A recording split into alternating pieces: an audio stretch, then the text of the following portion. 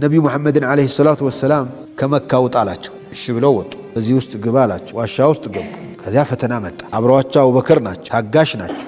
አቡበክርና ነቢዩ ሰለላሁ ዐለይሂ ወሰለም ዋሻ ውስጥ ሆነው ከቻለ ከነ ህይወታቸው ካልቻለ ሬሳቸውን ይዞልን የሚመጣ መቶ ግመል እንሰጣለን የተባሉ በገንዘብ ጉጉት ያሉ ሰዎች አሉ። ይሮጣሉ ፍለጋ መተው በር ላይ ቆሙ። አየው የፈተናው ጣራው። ያ ረሱላህ አረ እግሩን እኮ እንዲሁ ሊያክዝ ጎንበስ ካለ ማየቱ አይቀርም ይሏቸዋል። አቡበክር አረ ዝም በል ይላሉ ነቢዩ ሰለላሁ ዐለይሂ ወሰለም። ላ ተሕዘን ኢነላሃ መዕና። ከዚያ በኋላ ሙሳ ዓለይሂ ሰላም ህዝባቸውን ይዘው ከፊርዓውን እናመልጣለን ውጡ ብለው ህዝቡን ይዘው ሄዱ።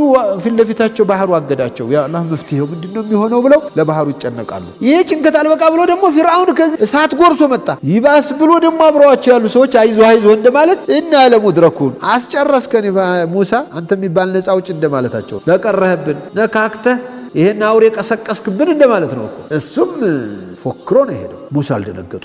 አየህ ላይ ኢብራሂምን ተመልከት፣ ነብዩን ተመልከት፣ ሙሳን ተመልከት። ሙሳ ምንድነው ያሉት? ከላ በዘዴ እንኳን ላ ተሕዘን አይደለም እንደ ከላ ኢነ መዕየ ረቢ ሰየህዲኒ። ኢብራሂም ምን አሉ? ኢኒ ሙሃጅሩን ኢላ ረቢ ኢነ መዕየ ረቢ ሲሉ ሙሳ ፈተና አለፉ አይደል? ትእዛዝ ተሰጠ። በቃ አሁን አንተ እኛ ጥበቃ ስር ነው ያለኸው፣ እንግዲህ ተአምርህን ተቀበል ነው። አን ድሪብ ቢዐሳከል ባህር ያስቸገረ ባህሩ አይደል? ቷ ብትን